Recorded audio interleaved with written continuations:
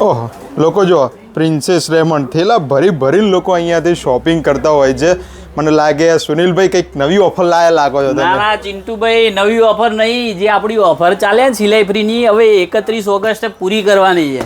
31 એટલે 4 દાડામાં પૂરી. આ 4 દાડામાં પૂરી. જેને બી બુકિંગ કરાવવાનું હોય એ 3 થી 4 દિવસમાં કરાવી દે.